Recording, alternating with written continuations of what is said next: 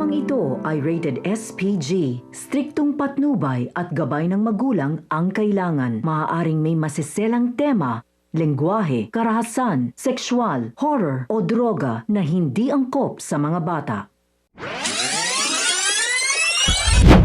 Isang mapagpalang araw mga kapamilya and welcome back. Narito ang mga dapat nating pakaabangan sa FPJ's Batang Quiapo. Pero bago ang lahat, kung bago ka pa lamang sa akin channel ay baka naman pwedeng makahingi ng isang like, share at subscribe. Dahil sa ginawa ni Miguelito ay napilitan ng pumasok ang matataas na opisyal para tuluyang mabawi ang Maynila sa mga gerero at mailuklok si Tanggol bilang totoong mayor. Matapos makaligtas at tagumpay na natakasan ni Tanggol ang mga parak, ay nagtago sila sa isang ligtas na lugar at sabay-sabay na nagsasalo. Tagumpay ang raid at walang inosenteng nasaktan. Nagsalita si Ramon at sinabi na maswerte itong si Tanggol dahil napapalibutan siya ng mga kaibigang tapat at handang magsakripisyo. Dito mahahalatang tahimik lang si Enteng at halatang may dinadalang bigat sa kanyang dibdib.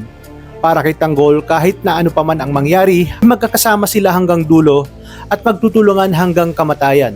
Biglang tumingin sa gilid si Enteng at hindi mapigilang mapaiyak na may bakas na konsensya. Alam niya kasi sa sarili niya na sa huli ay sasaktan niya lamang ang kanyang mga kaibigan, lalo na itong si Tanggol.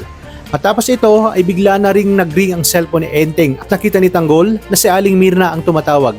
Kaya bigla niyang inabot ang cellphone kay Enteng. Nanginginig ang mga kamay ni Enteng nang sagutin niya ito, ngunit hindi boses ng kanyang ina ang kanyang narinig.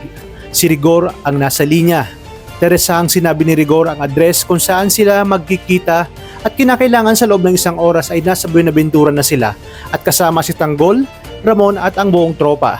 Hindi makapagsalita si Enteng. Takot, kaba at pagkagulat ang bumalot sa kanya. Wala siyang lakas ng loob upang tumanggi. Sa huli, sumang-ayon lamang siya sa kagustuhan ni Rigor. Gagawin ni Enteng ang lahat upang mailigtas ang kanyang ina kahit na ipagkanulo niya pa si Tanggol at ang kanyang mga kaibigan. Di kalaunan, sa bilis ng pangyayari ay nagkaroon ng matinding sagupaan sina Rigor at Tanggol matapos sumandusay kay Tanggol ang mga kaibigan niyang duguan at wala ng malay. Kaya naman ipinangako ni Tanggol na pagbabayaran ni Rigor ang ginawa nito kay Enteng at sa kanyang mga kaibigan. Naubos lahat ng asset ni Rigor dahil sa pagtutulungan ni Ramon at Tanggol at siya lamang ang natira. Ngunit totoo nga ang kasabihan na masamang damo ay matagal mamatay. Nakakuha siya ng pagkakataong makatakas. Matapos ito ay tuluyan ng nabawi ni Tanggol ang City Hall sa mga gerero sa tulong na rin ng matataas na opisyal at dito naging vice mayor nga si Evelyn Dumlao.